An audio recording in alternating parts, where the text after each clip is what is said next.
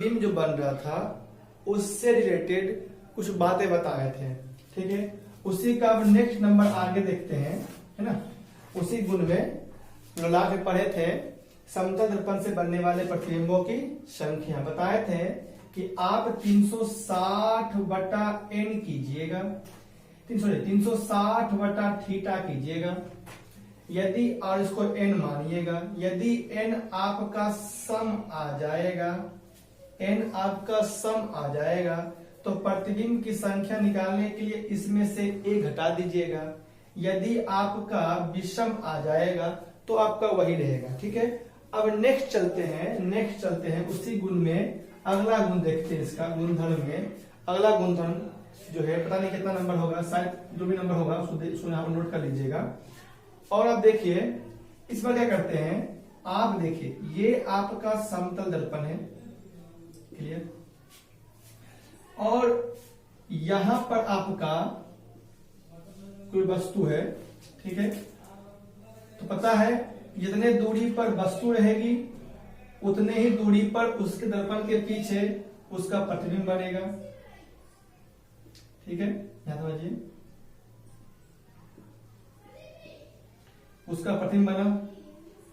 इसमें कह रहा है कि दर्पण को स्थिर रखना है, दर्पण को स्थिर रखना है, दर्पण स्थिर है और ये जो वस्तु है, ये जो व्यक्ति है वो दर्पण की ओर भी वेग से दौड़ रहा है।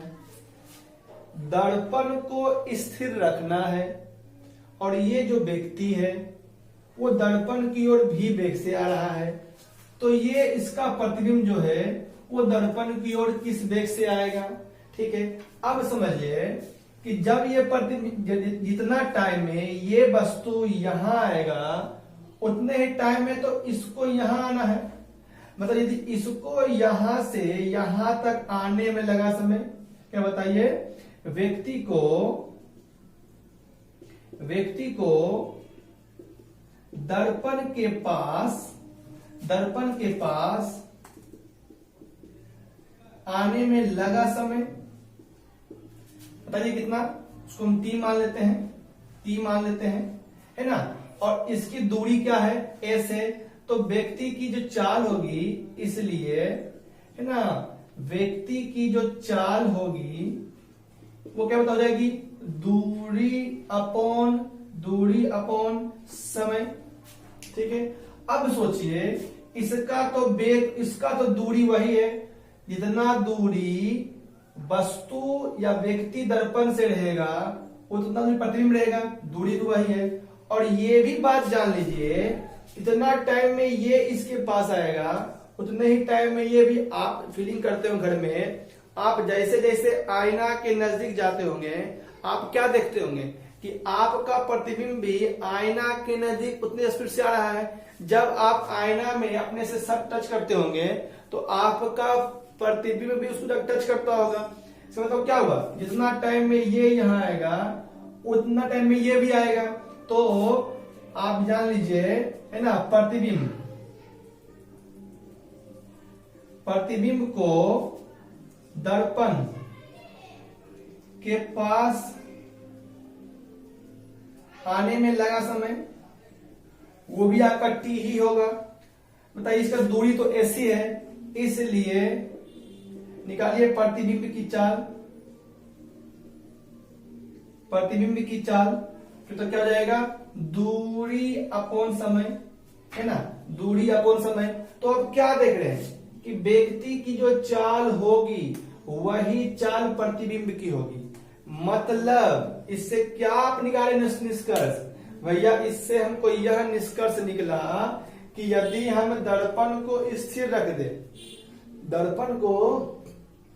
रख दें तो व्यक्ति जितने स्पीड से दर्पण की ओर आएगा उसका प्रतिबिंब भी दर्पण की ओर उसी स्पीड से आएगा। तो इसको पहले आप नोट कीजिए, नोट करने के बाद लिखिए, इससे यह स्पष्ट होता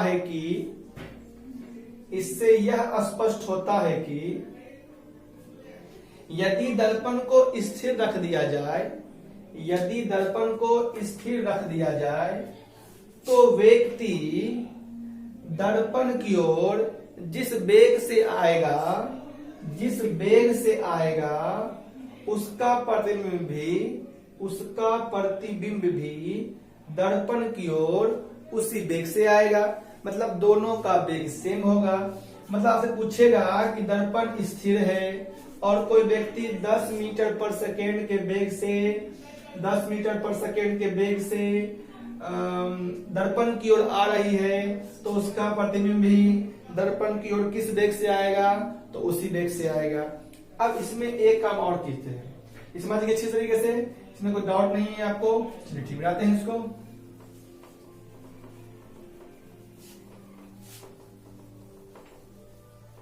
इस बार के केस में कुछ उल्टा करते हैं। इस बार हम क्या करते हैं, ये आपका यहाँ पर आपका मिरर था, दर्पण था, यहाँ आपका कोई व्यक्ति खड़ा है, ठीक है, और पता है जितना दूरी पर व्यक्ति दर्पण से होगा उसका प्रतिबिंब भी उसी दूरी पर बनेगा, ठीक है। मतलब यदि ये इस दूरी पर है तो ये भी इस दूरी पर ही रहेगा। इस बार हम व्यक्ति को रोक देते हैं, व्यक्ति को स्थिर कर देते हैं और दर्पण को व्यक्ति की ओर भी वेग से बढ़ाते हैं। सेम वही कॉन्सेप्ट समझिए, जितना टाइम में ये दर्पण इस व्यक्ति के पास आएगा उतने टाइम में इसको भी यहां पहुंचना है। क्यों? क्योंकि दर्पण तो यहां आएगा, मतलब व्यक्ति यहां है, दर्पण इसमें जाके सटेगा। जब दर्पण सटेगा तो इसके प्रतिबिंब को भेजना पड़ेगा। दर्पण यदि यहाँ है, यदि इसमें हम सटने जा रहे हैं तो इसका जो प्रतिबिंब है वो भी इसमें पीछे से आके सटेगा, है ना। मतलब इतने टाइम, मतलब कि जब ये यहाँ पहुंचेगा जिस समय, उस समय प्रतिबिंब को भी इसके पास होना चाहिए, ठीक है। अब सोचिए, ये तो रुका हुआ है, इसकी वेग कितनी है? v है। इसकी वेग कितनी है? इसकी दूरी कितनी है? s है। तो दर्पण की चाल क्या होगी? तो दूरी अपॉन समय, इसको यहां तक जाने में t समय, है ना, ये देते हैं। दर्पण को व्यक्ति तक जाने में लगा समय बराबर t। इसका दूरी क्या है? s। तो दर्पण की चाल क्या होगी? दर्पण की चाल होगी दूरी अपॉन समय। अब बताइए, इसको यहां से जब ये यहां आके सट जाएगा तब इसको भी यहां सटना है, तो इसके द्वारा जो प्रतिबिंब है, प्रतिबिंब की दूरी कितनी हो जाएगी? इसको प्रतिबिंब को यहां से यहां जाना है, तो प्रतिबिंब की दूरी कितनी हो जाएगी? 2s, है ना। प्रतिबिंब की दूरी 2s, लेकिन प्रतिबिंब को तो टाइम उतना ही लगेगा। जब ये यहां आएगा तब तक इसको भी यहां पहुंचना है, तो टाइम क्या बताओ? समय के लिए, तो समय के लिए मतलब लग रहा है, समय तो आपका t ही लग रहा है। तो प्रतिबिंब की चाल तो क्या जाएगी? दूरी अपॉन समय। अब आप क्या देख रहे हैं कि यहाँ पर दर्पण की चाल कितनी थी? s/t, इसको मानते हैं v, है ना। यहां पर क्या रह गई? 2s/t, तो इसको मान सकते हैं 2v। मतलब क्या? इससे क्या निष्कर्ष निकला? इससे यह निष्कर्ष निकला कि यदि यह स्थिर है, यदि व्यक्ति स्थिर है और दर्पण को ही व्यक्ति की ओर भी वेग से ले जा रहे हैं, तो प्रतिबिंब का वेग कितना होगा? इसका दोगुना होगा। इसको नोट कीजिए और लिखिए, यदि व्यक्ति को स्थिर रख दिया जाए, और दर्पण को ही और दर्पण को ही व्यक्ति के पास भी वेग से ले जाया जाए, व्यक्ति के पास भी वेग से ले जाया जाए, भी वेग से ले जाया जाए, तो भी वेग से ले जाया जाए तो उसका प्रतिबिंब दो गुने वेग से, उसका प्रतिबिंब दो गुने वेग से गति करेगा। ठीक है, तो यहां पर दो बहुत इंपॉर्टेंट निष्कर्ष था, उसको आप समझ गए होंगे। इसको मिटाते हैं। ठीक है, चलिए कल जितना पढ़ाए थे उस पर कुछ प्रश्न करते हैं। कुछ प्रश्न लिखिए, पहले बनाने खुद ट्राई कीजिए, फिर हम बताते हैं। पहला प्रश्न लिखिए, यदि आपतित किरण, नंबर फर्स्ट लिखिए, पहले बनाइए। यदि आपतित किरण समतल दर्पण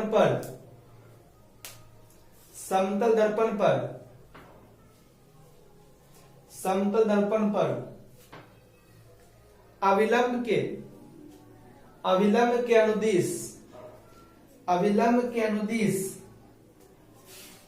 के अनुदिश पड़ता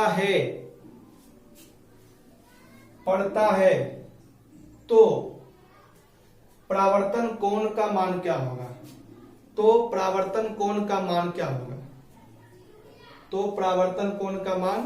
होगा?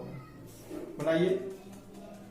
चलिए अब देखिए, पहले देखिए ये दर्पण है, ये इसका अभिलंब है, और कोई जो किरण है वो इसी के अनुदिश आ रहा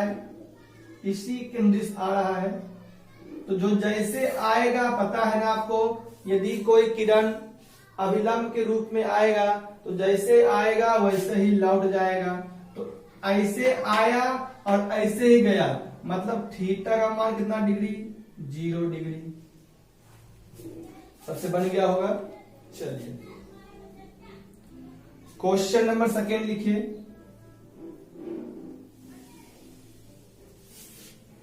क्वेश्चन नंबर सेकेंड लिखिए, यदि किसी समतल दर्पण में आपतन कोण और परावर्तन कोण के बीच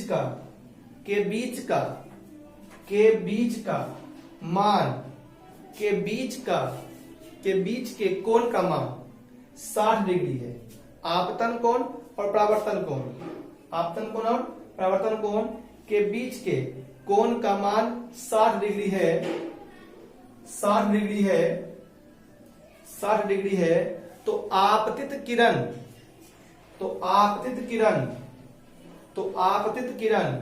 और समतल दर्पण के बीच कितने डिग्री का कोण बनता है? ये अच्छा क्वेश्चन है, तो आपतित किरण और समतल दर्पण के बीच कितने डिग्री का कोण बनता है? पहले ट्राई कीजिए। चलिए ट्राई कर लिए होंगे। अब देखिए, वीडियो को रोक के पहले ट्राई कीजिए, तब बढ़ाते हैं ना। समझिए, यहां देखिए, ये विलंब है, क्लियर? ये आपतित किरण, ये परावर्तित किरण। तो आपतित किरण और परावर्तित किरण के बीच 60 डिग्री का कोण है, मतलब ये 30 डिग्री और ये 30 डिग्री। आपसे क्या पूछे कि आपतित किरण और दर्पण के बीच, तो आपतित किरण और दर्पण के बीच तो ये भी कोण बन रहा है और ये वाला भी कोण बन रहा है। तो बताओ, ये यदि 30 है, ठीक है, ये 30 है ना, ये पूरा 60 था, तो ये 30, ये भी 30, ये 30 है, ये कितना होगा? 60 डिग्री। या आपसे ये भी पूछ रहा है ना, ये पूछ रहा है, तो ये 60 और ये क्या 30, तो 60 और 30, ठीक है, सॉरी ये 60, ये पूरा 60 और ये भी 60, ये पूरा 60 ये भी 60, कितना हो गया 120 डिग्री। तो इसमें आंसर होता 60 डिग्री होगा और 120 डिग्री दोनों होगा, 60 डिग्री या 120 डिग्री दोनों आंसर होगा। इसमें एक नहीं बोलिएगा, है ना, क्योंकि ये देखो ये 60 है, ये पूरा 60 है, ये पूरा 60 है, ये कितना है 30, भी कितना 30, ये 30, पता नहीं पूरा 90 होता है, तो जब ये 30 ये कितना हो जाएगा 60, तो एक 60 भी होगा। और ये भी तो सकता है, ये भी तो आप किरण और दर्पण के बीच का कौन है, ये पता कितना है, ये आपका 120 डिग्री है, ठीक है, दोनों होंगे। एक नेक्स्ट क्वेश्चन लिखिए, क्वेश्चन नंबर 3 लिखिए, देखिए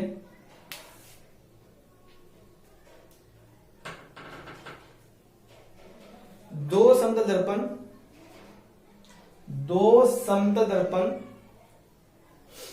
एक दूसरे से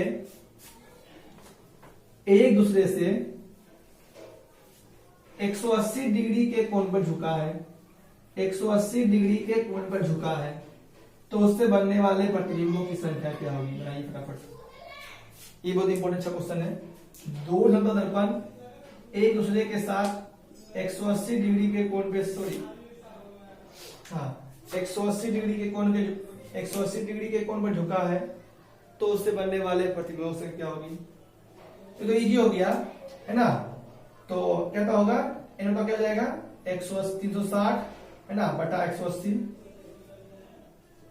कितना आ गया, विषम है, सॉरी सम है, इसलिए प्रतिबिंबों की संख्या क्या होगी, प्रतिबिंबों की संख्या क्या होगी, इसलिए प्रतिबिंब क्या बता जाएगी n-1, मतलब 2-1 हो जाएगी। तो ये तो इजी हो गया। एक प्रश्न और लिखिए नंबर 4, एक प्रश्न और लिखिए, देखिए दो समतल दर्पण एक दूसरे से 0 डिग्री के कोण पर झुका हो, एक दूसरे से 0 डिग्री के कोण पर झुका हो, 0 डिग्री के कोण पर झुका हो, तो उससे बनने वाले प्रतिबिंबों की संख्या ट्राई कीजिए।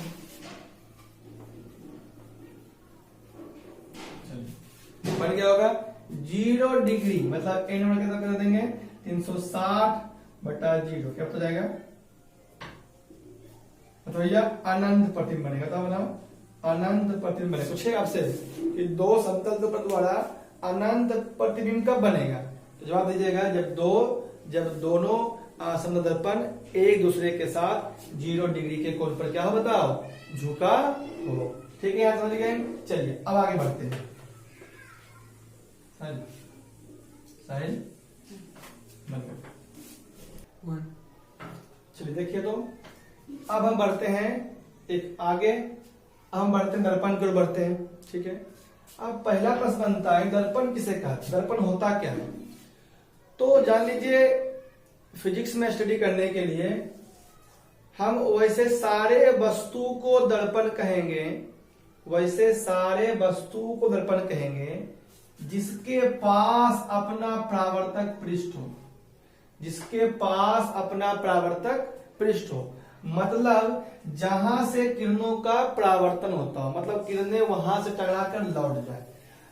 हालांकि दर्पण तो बहुत प्रकार के होते हैं, लेकिन हमें मेनली जो पढ़ना है दर्पण, वो 2 प्रकार के दर्पण के बारे में पढ़ना है। ठीक है, तो दर्पण को हम 2 प्रकार से बांट दिए। पहला बांट दिए समतल दर्पण में और दूसरा बांट दिए गोलीय दर्पण में, और गोलीय दर्पण को फिर से हम बांट दिए हैं अवतल दर्पण में और उत्तल दर्पण में। तो आप समझ गए होंगे कि दर्पण कैसे कहते हैं। तो वह सारी वस्तुएं दर्पण कहलाएगी, वे सारी वस्तुएं दर्पण कहलाएगी जिसके पास अपना परावर्तक पृष्ठ हो, अपना परावर्तक पृष्ठ हो, अर्थात जिससे किरणों का परावर्तन होता हो, जिससे किरणों का परावर्तन होता हो। दर्पण समझ गए किसे कहते हैं। अब लिखिए दर्पण साधारणतः दर्पण 2 प्रकार के होते हैं। दर्पण 2 प्रकार के होते हैं। नंबर 1 समतल दर्पण। समतल दर्पण इसमें लिखिएगा कि वैसा दर्पण जिसका परावर्तक सतह समतल हो, क्या बताओ, समतल हो। वैसा दर्पण जिसका परावर्तक सतह क्या होता हो, समतल हो। और ये बताओ क्या है, गोलीय दर्पण है ना, नंबर 2 में गोलीय दर्पण। और गोलीय दर्पण लिख के डैश दीजिए और लिखिए यदि एक खोखले गोले में से कुछ भाग को काट कर निकाल लिया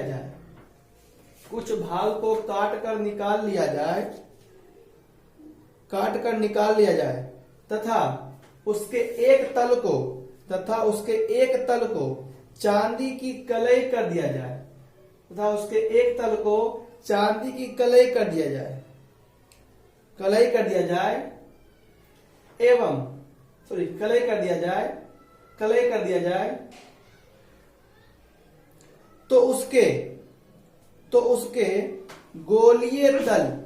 उसके गोलीय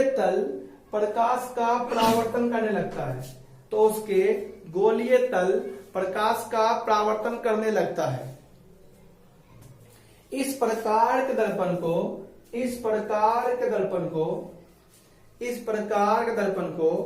गोलीय दर्पण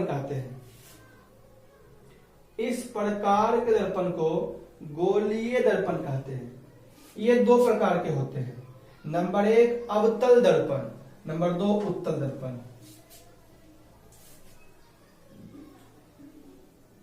ठीक है, आप समझिए। देखिए मेरे पास कोई दर्पण था, मेरे पास एक गोली दर्पण था। उसको पहले हम बीच से कट कर दिए। हमें हमेशा रंगना होगा, हमारे दर्पण यदि है तो हमें हमेशा रंगना होगा इसके इस भाग को। कभी भी इस भाग पर रंग सकते हैं, लेकिन फिर भी हमारे पास ये परिपाटी होगी कि हम इसी का रंगेंगे।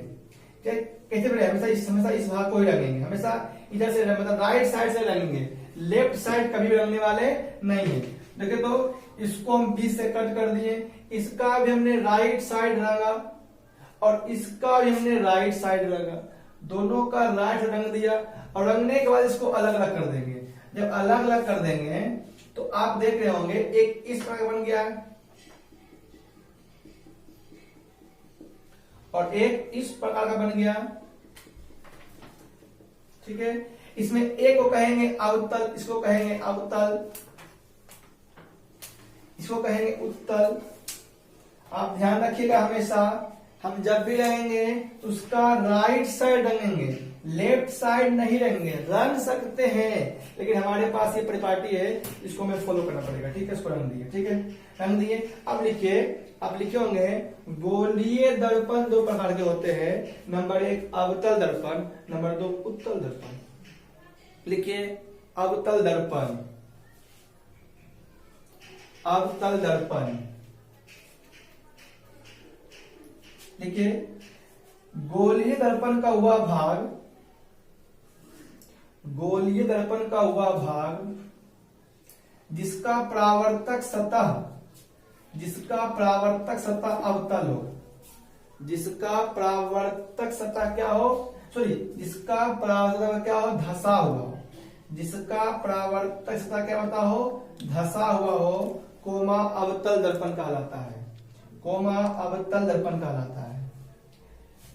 इसको नोट कीजिए, इसमें आइए। अब चलिए उत्तल दर्पण लिख के डाल दीजिए।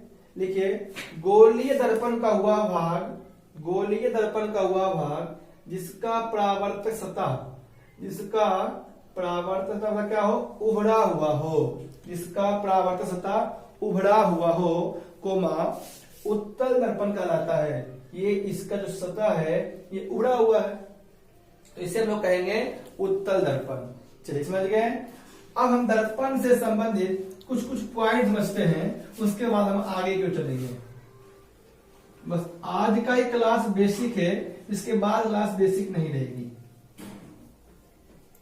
चलिए कुछ पॉइंट होता है समझिए। जैसे आप पढ़े होंगे ध्रुव। लिखिए दर्पण से संबंधित दर्पण से संबंधित कुछ महत्वपूर्ण परिभाषाएं या कुछ परिभाषाएं कर दीजिए। दर्पण की जगह आप लोग गोलीय दर्पण कर दीजिए। गोलीय दर्पण से संबंधित कुछ परिभाषाएं।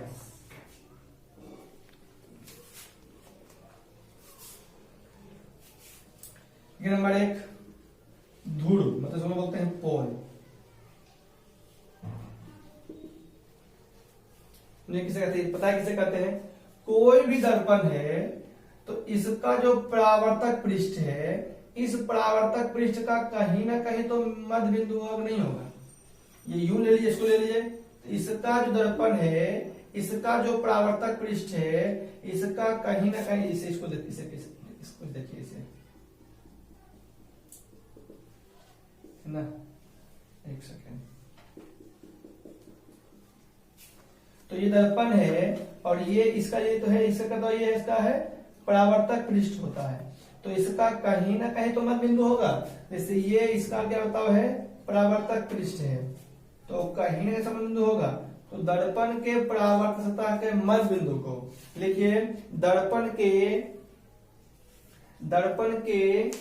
परावर्तक सतह के मध्य बिंदु को, दर्पण के परावर्तक सतह के मध्य बिंदु को ध्रुव कहते हैं।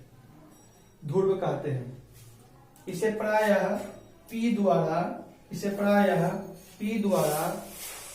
सूचित करते हैं। इसे प्रायः P द्वारा सूचित करते हैं। ठीक है। नंबर 2 में आइए।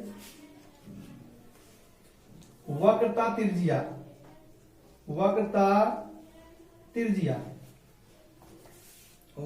त्रिज्या सुनिए, ये दर्पण है, ये किसी न किसी तो गोले का भाग है, जैसे ये भाग है। ये दर्पण है, ये किसी न किसी जरूर गोले का एक भाग होगा, इसका भाग है।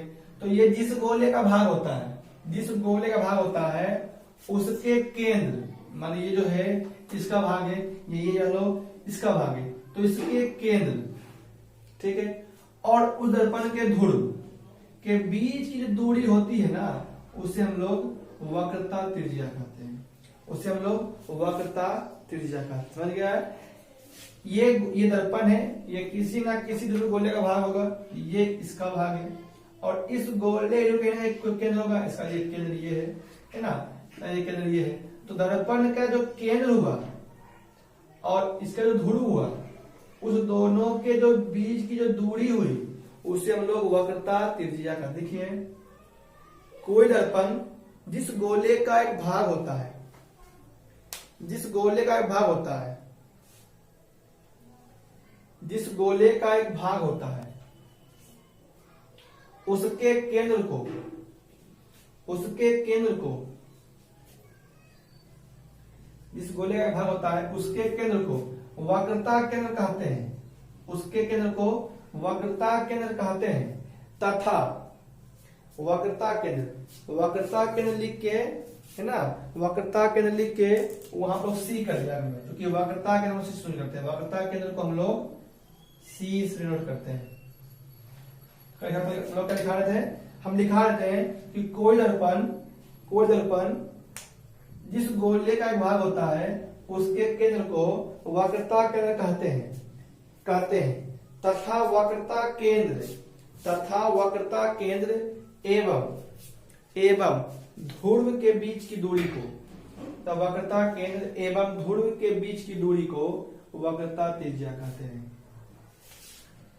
तथा वक्रता केंद्र एवं ध्रुव के बीच की दूरी को वक्रता त्रिज्या कहते हैं।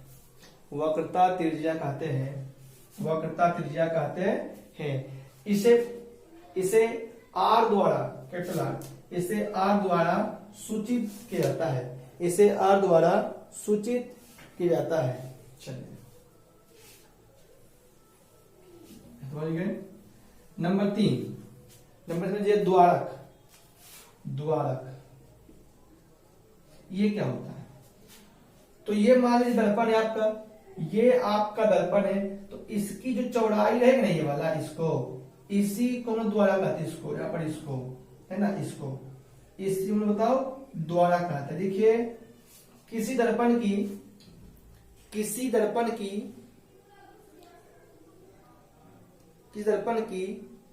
परावर्तक सतह की बाहरी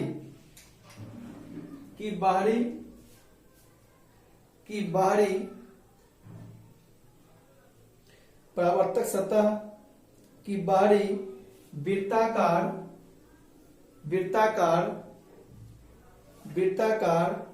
रेखा के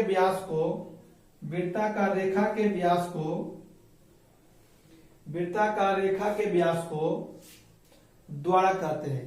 ये बना लिया था ना, ये आपका क्या बता हो गया, द्वारा। ये भी तो क्या आपका हो गया, द्वारा कहते हैं। देखिए बराबर, को द्वारा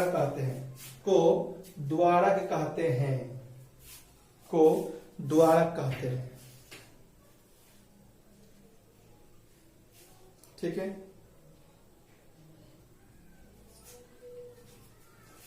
चलें सुना लीजिए। देखिए आगे लिखिए, मुख्य अक्ष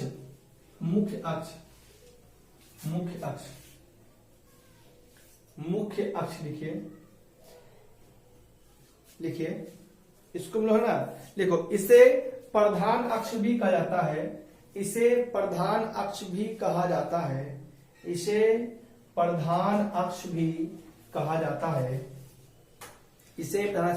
है। लिखिए, किसी दर्पण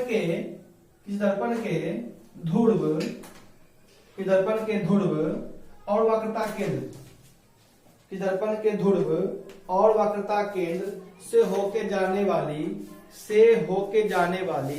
रेखाएं प्रधान अक्ष कहलाती है।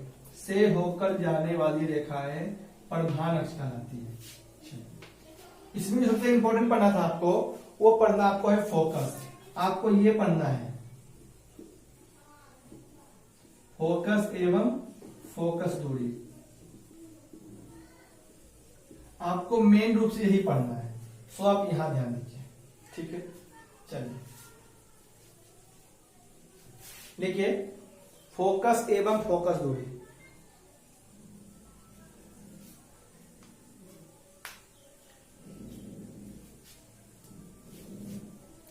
लिखिए, किसी दर्पण के मुख्य अक्ष के समांतर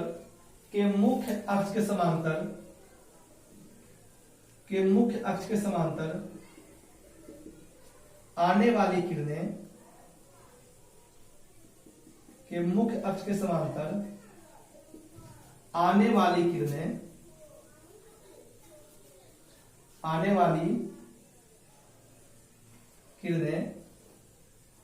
ठीक है, दर्पण से परावर्तन के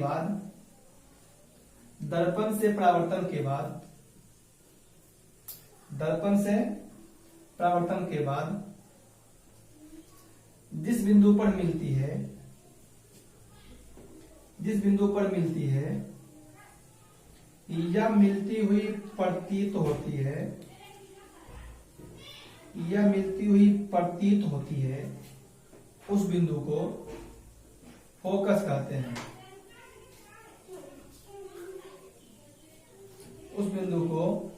कहते हैं।